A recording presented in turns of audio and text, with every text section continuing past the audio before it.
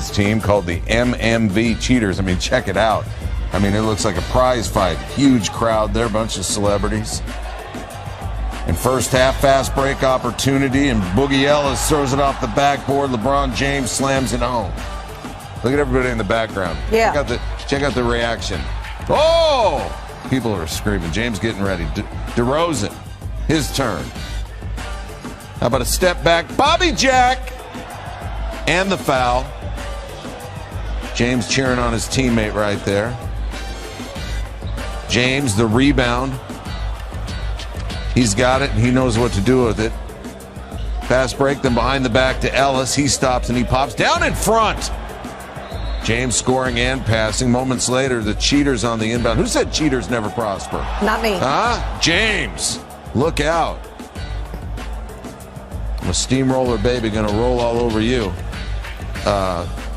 Late fourth, though. Cheaters only up by 4. DeRozan finds the cutting James. That's high percentage. Take another look. Cheaters are going to win by 2. James named player of the game. Not a surprise. 42 points and 16 rebounds. LeBron is better than Kawhi. LeBron is better than the Greek Freak. LeBron James is still the best player in the world. Excuse me, hold on, wait a minute. The only evidence... No, I don't. I think he's being ultra-sensitive in that regard. We all know that LeBron James is an elite scorer. He's a career 27-point-per-game scorer. How the hell do we not know he's a scorer? But anything that we look at him as it pertains to deferring from the scoring, is LeBron's fault. LeBron wanted to be seen as the guy who makes the right play. He wanted to be seen as the guy who put winning ahead of his own numbers. He wanted to be seen as the guy who didn't mind being deferential.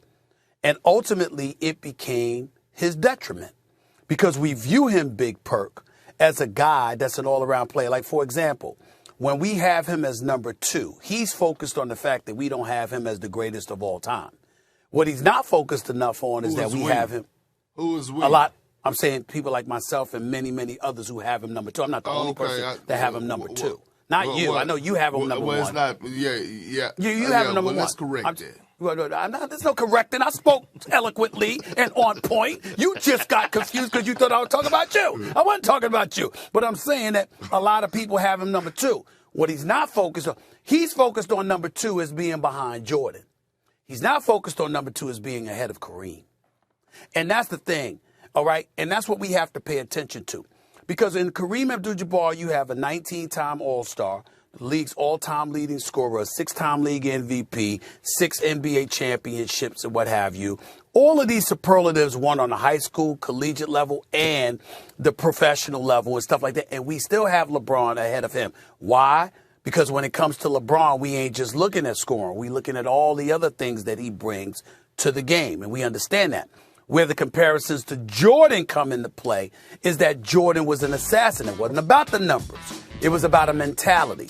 What LeBron James is now and what he ultimately became, Jordan walked in with that kind of mentality. And so people, it's just a preference. And I understand that. But the point is, that's why we don't necessarily look at LeBron as the quote-unquote scorer that he wants us to look at him as. We know he's an elite scorer. We get it. The numbers speak for themselves. The difference is LeBron spent a vast majority of time not wanting us to focus on that when he was doing other great things. And that's one of my big problems, Bert, when I've had issues with LeBron in the past. It was because you create a narrative. We grasp it. And then you mad at us because we grasped that narrative that you wanted us to grasp. You wanted us to see you as this all-around dude. You wanted us to see as you as a combination of Jordan and Magic Johnson. You wanted us to see you as this dude who was a facilitator that would make the right play, that was about winning, wasn't just about your numbers and all of these other things. You wanted that. We said, okay, we see your game. We got it. And then when we do it, Well, damn it pisses me off that I'm not seen as a scorer. This is the kind of stuff that he does. And so if I ever got into a friendly discussion, God forbid they ever invited me on a shot perk, you know that would be box office. It'd be a problem. You know what I'm saying? Because I would demand. Listen. I remember one time Rich Paul told me about it. He said, you come on the shop. I said, never, unless it was unedited. I wouldn't want, you ain't taping me. You understand what I'm saying? You ain't taping and parsing my words and cutting stuff out. Nah, I'm Stephen A. I'm going to roll up in the shop. It's going to be live, unedited. You understand what I'm saying? That's how it's going to be. Try to make sure my words don't get twisted. But that would be something, because these are the kind of things I would hold LeBron accountable for, which is my last point. That's why you see the ticker on the bottom. Usually when I'm going off about something LeBron, great father, great husband, great businessman, philanthropist, I put out all these categories. And like, did I miss anything? Because I want to make sure that I give props where props is due, because they act like you're not giving them props. But you're usually not giving them props because LeBron James changes the narrative. He wants to be seen as one thing this time, and then another thing this time, and then another thing that time. And then he's looking at you and saying, why y'all not giving me love for it? Well, damn it, because you didn't want it. You want it to be seen as something else. Greatness raises the bar for the next generation. And so Michael's following in the footsteps of Kareem, of Wilt, of Bill Russell, of Larry, of Magic. And then Michael set the bar so high. And if anyone has come close to that bar, it's LeBron. It's LeBron. Okay? And Kobe. And Kobe. Well, can I share a story real quick? Story time? Sure. Real quick? Go ahead. All right. Sure. So 2001, I had the opportunity to play in Colorado Springs in the USA Basketball Youth Development Festival. This is during the finals. So, we're watching Lakers, Kobe, Shaq versus the 76ers. It was my first time playing against LeBron. He was on the North squad. I was on the East squad. And I remember we were in the dorms in Colorado Springs after this week of basketball was over. And we were going around, what are we going to take back from this camp? What are we going to go tell our friends when we leave? And my homie Sean Dockery, who went to Duke with me, he said, I'm going to go back to Chicago, and I'm going to tell everyone I just saw the best basketball player ever. And when you think about what he said, I've thought of this moment so many times in my life. We were 16 years old. We were 16 when Sean said that. And he wasn't wrong. He wasn't wrong. Like, LeBron, if it's not Michael, it's LeBron. And LeBron, because of the amount of media pressure, the expectations. I mean, we talk about Kobe being sort of this bridge, right, between MJ and LeBron. But what LeBron has done, he's exceeded every single level of expectation we could ever place on him.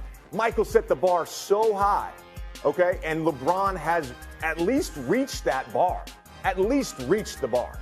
And so for me, I agree with Rich. I'm not saying Michael's path wasn't hard or LeBron's path hasn't been hard. But what he's saying is he had to follow Michael, and he's done it.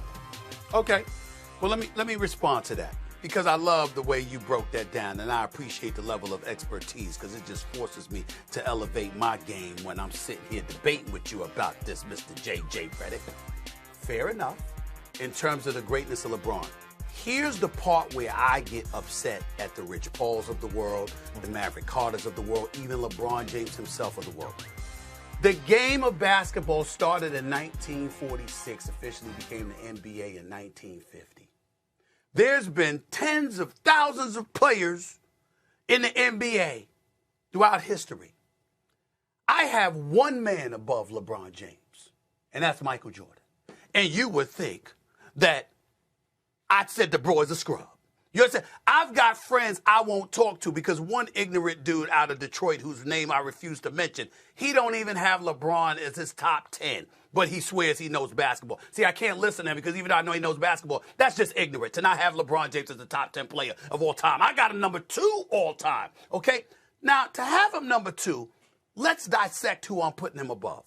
To accentuate J.J. Redick's point, I got a 19-time All-Star, 6-time league MVP, a 6-time champion in Kareem Abdul-Jabbar. I got LeBron ahead of him. I've got an 11-time champion in 13 years in Bill Russell. I have LeBron ahead of him.